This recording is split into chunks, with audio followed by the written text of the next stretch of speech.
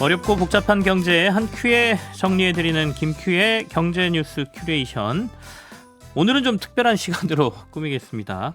부동산 전문가 한 분을 모셨는데요. 최근 부동산 시장 정책하고 요즘 시장이 좀 꿈틀꿈틀 거리잖아요. 그래서 불안해하신 분들, 지금이라도 뭔가를 해야 되나라고 생각하시는 분들께 답을 좀 드려볼까 합니다. 최상욱 커넥티드 그라운드 대표 나오셨습니다. 어서 오십시오. 예, 최상욱입니다.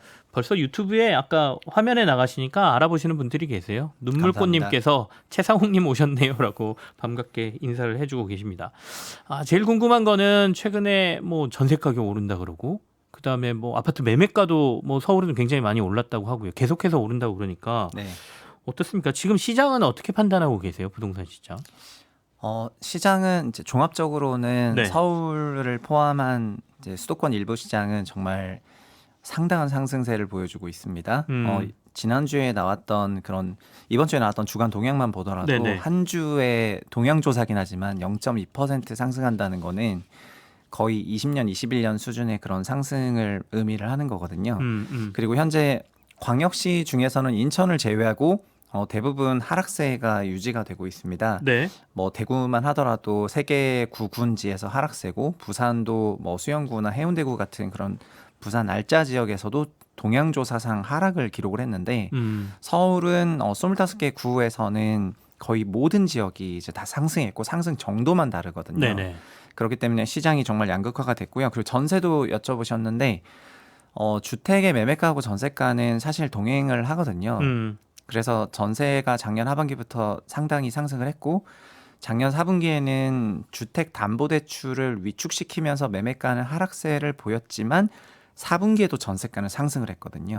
그게 누적이 되다 보니까 결국은 매매가를 좀 끌어올렸고요. 그래서 전세는 지금 매매보다 더 크게 상승하고 있습니다. 주간 기준으로는 0.25% 정도 상승을 했는데, 서울 기준으로. 네네. 이것은 정말 20년, 21년 있었던 그때 임대차법 개정한다고 하면서 네네네. 임차 대란 수준의 그런 상승이라고 할 수가 있어서, 지방에 계신 분들이 이제 듣고 계시다면은 아마 못 믿으실 수준의 그런 시장 분위기일 것 같고요. 그래서 굉장히 분절화되어 있는 그런 모습이라고 할 수 있을 것 같습니다. 이제 완전히 양극화되고 있다. 그러니까 서울과 수도권 중심으로는 집값이 엄청난 강세를 보이고 있는데, 네. 지방은 전혀 그렇지 않다, 이런 말씀이신데. 예, 맞습니다. 그리고 이제 전세가 상승이 결국에는 매매가를 서울 수도권은 올려주고 있다라는 얘기시고. 예, 맞습니다. 사실 일각에서 네. 종종 집을 사지 않으면 전세로 가기 때문에 전세가 강세로 간다, 이런 생각이 있으시거든요. 그래서 전세하고 매매가는 마치 상보적인 관계로 해석들을 하세요. 집을 안 사면 전세 가겠지, 그리고 집을 많이 사면 전세가 빠지겠지, 네네. 이렇게 좀 생각하시는 경우가 있거든요. 그런데 매매가하고 전세 가격은 정말 수십 년의 역사에서 항상 같이 움직였고요. 그래서 전세 가격은 주식으로 치면은 기업의 이익 같은 거고요. 그리고 뭐 사업용 부동산으로 치면 빌딩 임차료 같은 거고, 이런 거기 때문에 100만 원 벌던 빌딩에서 120만 원 벌리면은 건물 가격 좀 더 올라가는 것처럼, 네네. 임차 소득이 올라가면 집값이 올라가는 건 당연한 거거든요. 그래서 전세가 강세로 움직였던 거는 23년부터 좀 본격적이었는데, 이제 그때부터 전세가 안정 대책을 좀 냈어야 이제 매매가 강세로 번지는 거를 막을 수가 있었으나, 이제 그런 거를 좀 내지 않고 현재도 전세가가 이렇게 주간 0.2% 이상 급상승하고 있는데, 네. 전세 관련 안정 대책이 좀 잘 안 나오다 보니까 이제 시장에서는 그럼 이거 약간 못 막는 거 아니냐, 그런 생각을 하면서 이제 적극적으로 뛰어들고, 그런 것들이 이제 매매 시장 강세로 이어지는 그런 모습인 것 같습니다. 전세 시장 얘기는 조금 뒤로 밀어놓고, 그러면 이렇게 다시 한번 질문 드려볼게요. 그럼 서울하고 수도권은 어쨌든가 지금 뜨겁다는 거잖아요, 시장이. 네. 그러면 지금 수요가 있는 분들, 그러니까 내가 지금 집을 사야 되겠다, 혹은 전세를 구해야 된다라는 분들은 지금 서둘러서 집을 구하거나 사야 되는 상황입니까? 주택 가격을 주택 구매입을 네네. 주택 가격이 상승할까봐 사야 되겠다, 그런 생각을 하신다면은 지금 굉장히 조바심 나기 쉽죠. 근데 그건 이제 주택을 저는 좀 자산으로 보는 기준이 좀 이제 높은 거다, 그렇게 생각을 네네. 하고요. 보통의 경우에는 사실 주택을 구입하는 것이 결혼해서 뭐 아이를 낳아서 학군지로 이사를 가면서, 아니면은 이제 졸업시키고 좀 집을 줄이면서 이러면서 주택을 구입하거나 처분하기 때문에 자기 라이프 사이클에 맞추지 않습니까? 네. 근데 자산 가격이 상승할까 봐 주택을 산다는 거는, 혹은 판다는 거는 자기 라이프 사이클을 무시하고 그냥 자산 사이클에 맞춰서 내가 의사 판단한다는 거거든요. 그래서 만약에 주택 가격이 이렇게 급등하는 시기에 자기 본인의 어떤 그 라이프 사이클이 이런 거에 맞아버려서 주택을 구입하려고 하고 있었는데 이제 시세가 막 떠버리고 이러면은 정말 굉장히 조바심이 날 수밖에 그렇죠. 없을 것 같아요. 그래서 아마 그런 분들이 지금 구입 시장에 굉장히 적극적으로 참여를 하시는 것 같습니다. 이걸 이제 거주의 목적으로 볼 것이냐 말씀하신 게 이제 아까 라이프 사이클 얘기하신 거고 네. 그리고 이제 투자의 목적으로 보느냐의 차이를 말씀 주신 건데 이게 약간 투자의 목적이라고 하면 지금 좀 조바심이 날 것 같다라는 말씀이신 거죠? 맞습니다. 뭐 어떻습니까? 이 상황이 좀 길게 갈 것 같으십니까? 이게 뭐 서울하고 수도권 상황이긴 한데. 그래서 지금 강세 원인이 무엇이냐를 해석을 하는 것이 굉장히 중요한 것 같습니다. 네. 그래서 일각에서 이제 강세 원인으로 시장에서 흔히 얘기하는 거는 공급 부족론이고요. 그렇죠. 네, 그리고 제가 이제 꾸준히 얘기하는 거는 주택 매매 가격은 미래 임차료의 현재 가치이기 때문에 미래 임차료의 현재 가치라는 거는 금리가 내려가면 주택 가격 상승하고 금리 올라가면 주택 가격 하락하고 근데 그 임차료라는 거는 결국 월세나 전세로 보이니까 네. 전세 대출 금리 내려가고 전세 대출 증가하고 전세 시장 커지면은 임차료 올라가고 그럼 매매가 올라가고 그다음에 반대로 22년 하반기에 우리가 경험했던 것처럼 금리 올라가면서 전세가 내려가면은 그때는 매매가도 내려오는 거거든요. 그러면 지금 전세가 강세는 그래서 두 가지인데 첫 번째는 그냥 금리가 내렸습니다. 네. 기준금리는 동일하지만 시장금리가 크게 내렸어요. 네. 그래서 22, 23년 대비해서 작년 말 대비로도 시장금리는 50bp 0.5% 이상 내렸고 대출금리는 더 내렸습니다. 상품금리 같은 경우에는. 그래서 가계대출이 지난달과 지지난달에 월간 5조씩 큰 폭으로 증가했고요.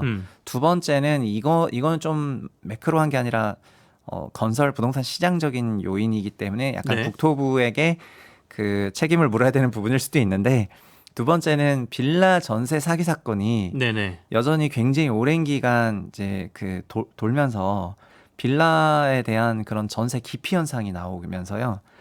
빌라가 평균적으로는 전세와 월세 비중이 한 4.5 대 5.5 되거든요. 현재는 빌라 전세 비중이 20%로 급격히 반토막 났기 때문에 빌라 전세 거주자분들이 이제 소형 아파트 전세로 넘어오고 동네에 보통 전세로, 빌라가 네. 10채 있었다 그러면 매매하고 전세가 한 반반 정도 차지하던 게 지금은 전세가 한 2채 정도밖에 안 된다. 10채 중에. 네, 10채면은 이제 자가하고 임대는 4채하고 6채, 임대가 6채인데요. 그 6채가 3채, 3채 전세 월세예요. 근데 지금은 5채 한 채예요. 월세 5개, 전세 1개. 그래서 빌라 시장은 전세 기능이 거의 망실이 됐습니다. 그럼 그 수요가 전부 지금 아파트로 네, 가고 그렇죠. 있다. 작년, 재작년에 있는 뭐 서울은 이제 단독주택과 빌라가 많은 지역이지 않습니까? 네네. 다른 경기도 대비해서 그런 지역이기 때문에 더더욱더 그런 빌라 전세 거주자가 서울의 소형 아파트로 많이 갔거든요.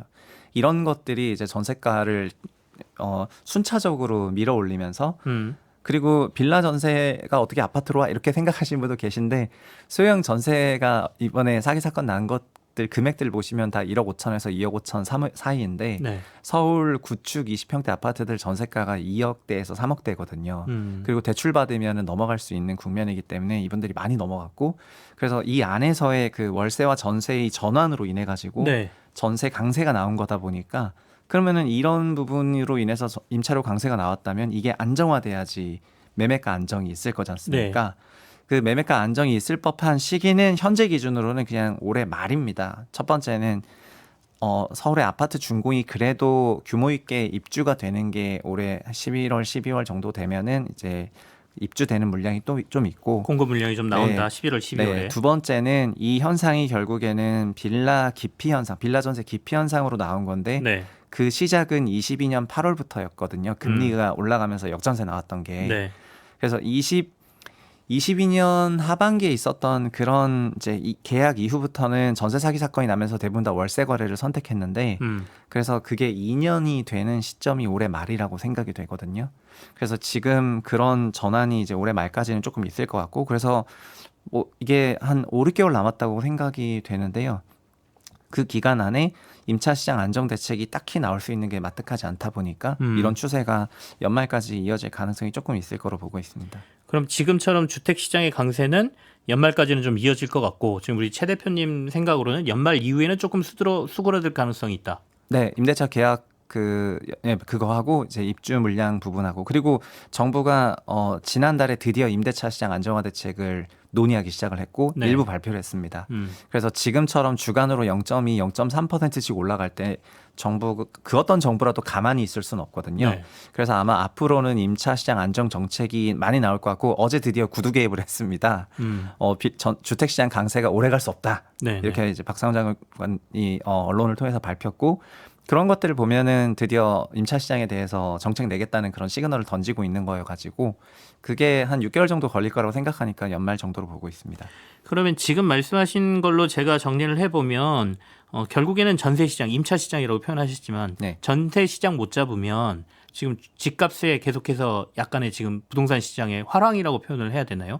이런 부분은 잡히지 않는다. 그러니까 정부가 지금 집값 안정화 시키려면 전세 시장 잡아야 된다 이런 말씀이신 거죠? 예, 맞습니다. 정확하죠. 그래서 일각에서는 전세가 결국 전세도 대출을 먹고 자라거든요. 네네. 그래서 전세 대출 같은 경우에는 다 DSR 적용을 하고 있는데 전세 대출 제외하고는 네네. 주담대든 신용이든 올 적용하고 있는데 전세만 안 하고 있으니까 전세에도 뭐 임시 DSR을 적용하든 그리고 등등 여러 가지 전세 대출 전세 시장이 가뜩이나 수요 공급적으로 강세를 보일 상황이라면은 유동성이라도 덜 공급해라 이런 요구들을 조금 하는 거거든요. 그래서 그런 형태의 정책들을 이제 같이 복합적으로 내면 좋을 것 같습니다. 근데 전세 시장에 이제 DSR 적용 문제는 굉장히 좀 민감하지 않습니까? 서민들이 주로 이제 전세 시장에 간다라고 보기 때문에 서민들의 이 집에 대한 사다리 수요를 줄일 수도 있다. 더 대출을 못 구할 수도 있다. 뭐 이런 비판이 좀 있을 것 같은데 그것보다는 정부가 최근에 이제 저리 대출을 워낙 정책적으로 많이 시장에 내준 거 네. 이게 결국에는 수요를 폭발시키면서 집값을 급등시킨 요인은 아닌가요? 예, 그거가 원래 시중에는 민간의 대출만 존재했었는데요. 네. 작년부터 정책 대출들이 존재하게 되었거든요. 작년에 특례보금자리론이 있었고 올해 신생아론이 있는데 특례보금자리론은 구입자금 대출만 했었는데 올해 신생아론은 전세 대출을 포함하고 있습니다. 디딤돌이랑 버팀목으로 나눠서 하나는 구입, 하나는 전세입니다. 네네. 그래서 요즘 같은 국면이라면은 뭐 제가 국토부 장관이라면은 디딤돌에 있는 그러니까 신생아론에 있는 전세 부분을 임시 좀 보류를 할 것 같거든요. 작년에도 사실 특례보금자리론이 3분기 주택 시장을 너무 올려버려가지고 그 금융부처가 긴급 회의를 해서 9월 달에 특례론 특례 일단 9월까지만 하자 해서 원래 1년짜리 프로그램인데 끝내버렸어요. 그런 것처럼 현재 전세를 너무 이제 과상승시킬 요인이 있다면 그 부분에 대해서 좀 기민하게 대응할 필요가 있을 것 같습니다. 조금 더 장기적으로 보면 올 연말까지는 뭐 아까 뭐 공급이 좀 들어오는 연말에는 조금 부동산 수요가 좀 그러니까 부동산 시장이 좀 죽을 가능성이 있다라고 말씀하셨지만 네. 우리나라가 이제 저출생이 심하다 보니까 네. 제가 최근에 우리 최 대표님께서 여러 군데에서 얘기하시는 걸로 제가 들어보면 굉장히 약간 장기적으로는 부동산 시장에 조금 부정적인 견해를 좀 말씀하시는 것 같더라고요. 네, 저는 현재 이렇게 분절된 부동산 시장이 네. 과거를 생각해 보시면 뭐 17년부터 21년까지 부동산이 크게 상승할 때 서울 지방 가리지 않고 다 올랐거든요. 근데 지금 이렇게 극도로 분절됐다는 것은 지방에 대한 수요가 극도로 낮아졌음을 의미하고 그것은 굉장한 저출산과 연결되어 있다고 생각을 하고 있습니다. 그래서 지방 수요가 서울 및 수도권으로 오는 원정 수요로 전환하고 있기 때문에 이제 지방은 매매가 약세, 전세가 약세가 둘 다 나타나고 서울만 이제 유난히 초과 강세가 나오는 것 같거든요. 그래서 이것은 한국 전체로 보면은 네. 정상적인 부분은 아닌 것 같고 그래서 이게 가속화되면 거꾸로 지방의 소멸까지 이어지고 그게 결국 총생산 감소로 이어지니까 네. 단기적으로는 수도권 시장의 강세가 마치 한국의 자산시장 강세고 견조함을 보여주는 것처럼 묘사될 수는 있더라도 좀 긴 시계열에서 보게 된다면은 이거야말로 정말 안 좋은 시그널일 수가 있다 이렇게 말씀드리고 싶습니다. 긴 시기열이라고 하면 앞으로 몇 년 정도를 보시는 거예요? 저는 이제 이거는 10년 네. 이상이 걸리는 장기적인 스토리라고 보는데요. 지표상으로는 뭐 35년 이후부터 성장률 위축이 나타날 거예요. 다만 이제 사람들이 시장에 그 시나리오를 언제 도입하느냐는 그거는 뭐 모르는 일이라고 생각을 하고 저 개인적으로의 그 추정은 네. 그러니까 그거는 아마 서울시에 있는 초등학교들이 이제 상당히 폐교를 할 거로 예상되는 5년 후부터가 아닐까 이렇게 생각을 하고 있습니다. 그럼 지금 실수요자하고 네. 투자자들에게 지금 상황에서 해주실 수 있는 조언은 뭡니까? 지금은 저는 그냥 무리하지 말라고 말씀드리고 싶고요. 네. 그리고 이렇게 그 주택 주택에 대해 가지고 투자적인 관점에서 너무 생각을 하면서 이제 마켓 사이클을 다 맞추려고 하시면 하실수록 오히려 더 좀 스텝이 꼬일 가능성이 있으니까 그냥 지금에 나오는 이런 것들이 생기는 원인이나 이런 부분에 대해서 좀 보시고 이제 너무 이제 무리한 의사 판단하지 말고 부동산에 너무 노출 많이 하지 마라 이렇게 말씀드리고 싶습니다. 알겠습니다. 어쨌든 지금 워낙 시장이 뜨겁기 때문에 시장이 이런 상승이 어디까지 갈지에 대한 얘기를 좀 나눠봤고요. 결국엔 전세 시장 잡아야 이런 최근에 시장이 뜨거운 현상은 좀 잡힐 거다 이렇게 네. 최상욱 대표께서는 말씀해 주셨네요. 오늘 좋은 얘기 잘 들었습니다. 최상욱 커넥티드 그라운드 대표와 함께했습니다. 고맙습니다. 예, 감사합니다. 잠시 후에 돌아오겠습니다.